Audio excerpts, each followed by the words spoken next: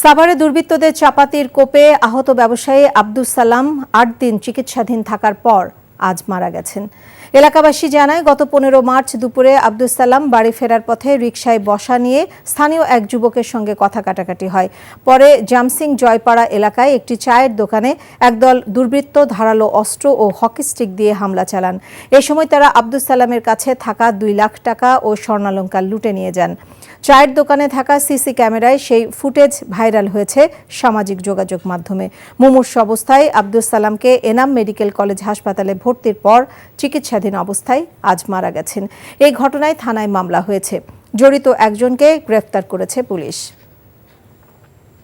এই ঈদে জামা জুতো অ্যাক্সেসরিজের ডিসকাউন্ট